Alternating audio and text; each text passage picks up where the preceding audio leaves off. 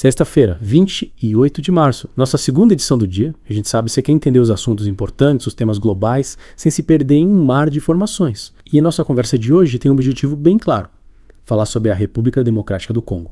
Mais especificamente sobre o conflito que acontece por lá, um conflito que, infelizmente, a gente sabe, passa um pouco despercebido pela maioria das pessoas, apesar da escala da violência, né? É impressionante quando a gente fala em escala de violência, a gente não está exagerando. Alguns especialistas consideram esse conflito mais letal desde a Segunda Guerra Mundial. A gente está falando de mais de 6 milhões de mortos desde os anos 90.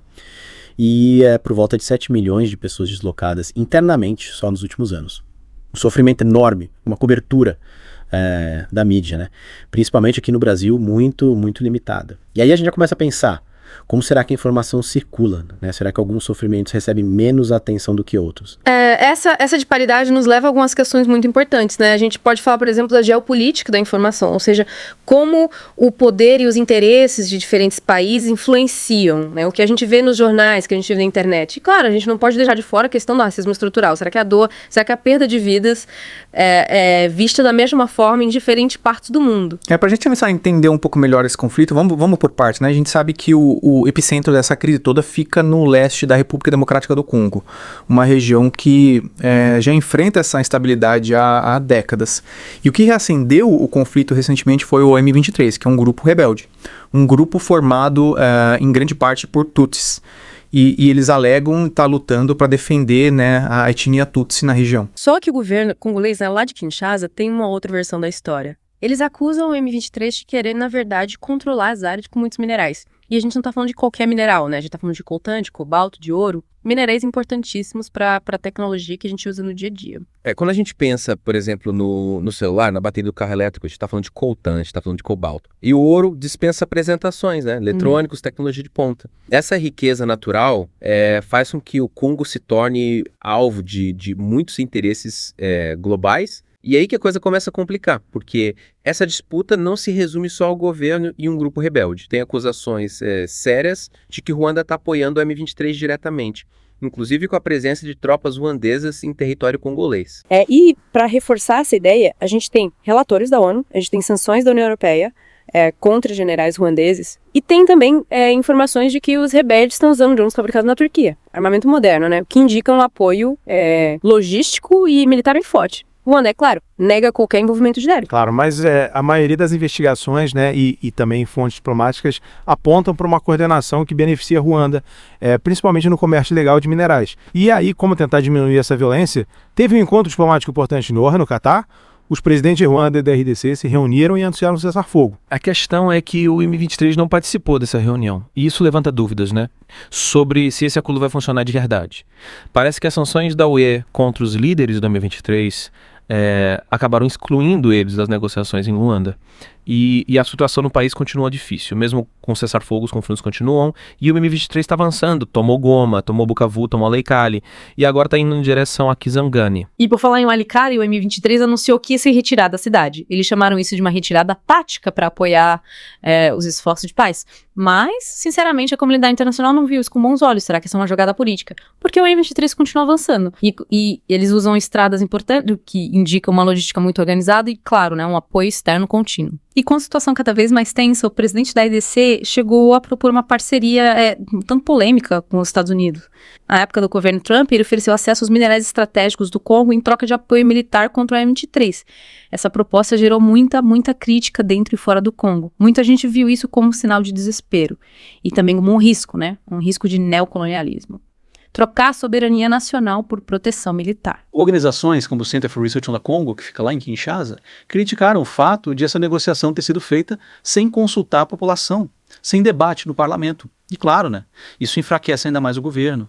Mas a gente não pode se esquecer que tem outras potências globais de olho nessa história toda. Estados Unidos, China, França, Reino Unido.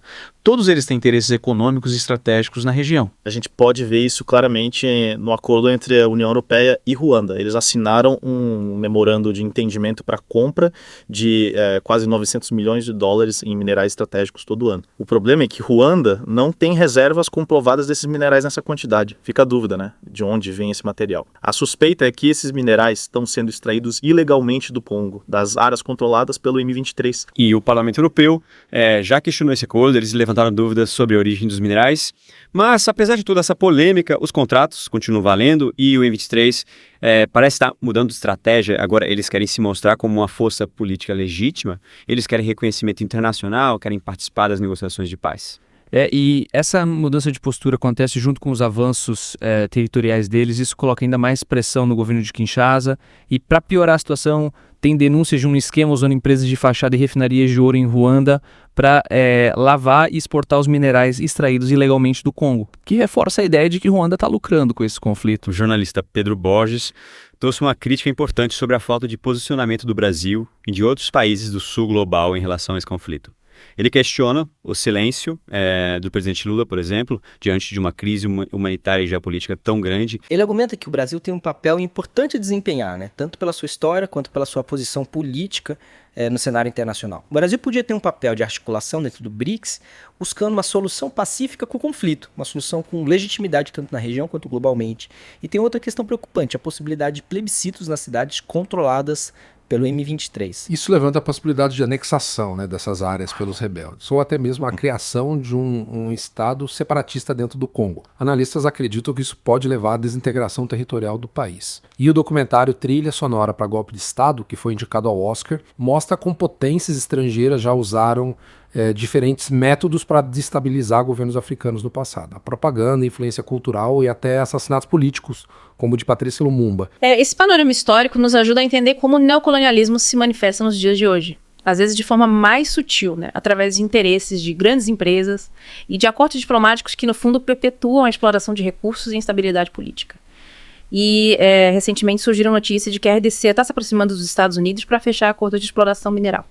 Ao mesmo tempo, líderes da SDC e a Comunidade para o Desenvolvimento da África Austral anunciaram que vão retirar suas tropas do leste do Congo. Eles sofreram muitas baixas.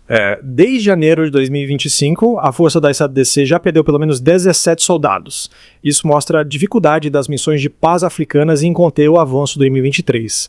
E aí entra o Catar, um país que tem feito grandes investimentos em Ruanda, como por exemplo um novo aeroporto de Bugesera. E o Catar também tem interesse em projetos de infraestrutura na EDC, como aeroportos e portos. O emir do Catar tem se esforçado para mediar o conflito, buscando proteger esses investimentos na região. E é interessante notar que o Catar foi escolhido como mediador depois que Ruanda rejeitou a mediação da Turquia e o Congo vetou os Estados Unidos. O que, de certa forma, mostra a dificuldade da diplomacia africana em resolver a crise. E as forças de paz da ONU, a MONUSCO, junto com as tropas da SADC, estão enfrentando muitos problemas no terreno. A África do Sul, por exemplo, perdeu 14 soldados em confrontos recentes e decidiu retirar suas tropas da missão. Essa fragilidade das forças internacionais expõe uma crise de governança na África, principalmente quando a gente fala de conflitos armados dessa magnitude, com grupos rebeldes bem armados e com apoio externo. E enquanto as negociações não avançam e os acordos são ignorados, quem sofre é a população do Congo. Só entre janeiro e março desse ano, mais de 9 mil pessoas morreram. O número de crianças vítimas da guerra, mortas, feridas ou recrutadas à força, é assustador. E tudo isso acontece no cenário de colapso dos serviços de saúde e campos de refugiados lotados. E tem também os relatos de violência sexual sendo usada como arma de guerra, uma realidade infelizmente muito comum em conflitos na região dos Grandes Lagos. A situação humanitária é muito preocupante. Os hospitais no leste do Congo estão lotados. Organizações internacionais alertam para o risco de fome, já que o deslocamento em massa da população está prejudicando a agricultura. E tem uma questão central que contribui para esse ciclo de violência: a falta de justiça, a impunidade. É muito comum que líderes rebeldes recebam anistia em nome da paz. O caso de Thomas Lubanga, que foi condenado pelo Tribunal Penal Internacional e, segundo alguns relatos, pode estar ligado ao M23, é um exemplo disso. A mensagem que fica é que controlar o território pela força, pode ser mais eficaz do que seguir os caminhos legais. E voltando à questão da mídia, a diferença de cobertura entre a guerra na Ucrânia, o conflito em Gaza e a guerra no Congo é enorme. O Pedro Borges fala sobre essa hierarquia racial da dor e critica a imprensa brasileira por ignorar um conflito com consequências tão sérias para o mundo. Um conflito que envolve o controle de recursos naturais e a soberania dos países do sul global. A análise dele sugere que essa fragilidade do Congo beneficia, no fundo, as grandes corporações. E a invisibilidade do conflito só reforça os mecanismos de dominação e exploração. Para mudar essa realidade, a gente precisa de uma mudança profunda nas relações internacionais. A autodeterminação dos povos, a justiça, a paz, tudo isso precisa ser mais importante do que o lucro e o controle dos recursos naturais. E o movimento Congo Não Está à Venda é um exemplo de resistência popular dentro do país. Um movimento que precisa de mais apoio internacional. O silêncio em torno dessa guerra não é só uma questão de jornalismo. é uma questão política. E se calar diante de uma tragédia como essa, de certa forma, apoiar quem lucra com a morte e a destruição no Congo, um dos países mais ricos do mundo em recursos naturais, mas também um dos mais explorados. Pra gente terminar, pense no seu dia a dia. Pense nos produtos que você usa. Será que o seu consumo contribui para essa demanda por minerais que alimentam o conflito no Congo? Que responsabilidade a gente tem como indivíduos e como nações nessa história? Procure saber mais sobre essa guerra silenciosa. E lembre-se, o podcast vai ao ar de segunda a sexta, às 7 da manhã, meio-dia e 5 da tarde. E aos sábados ao meio-dia.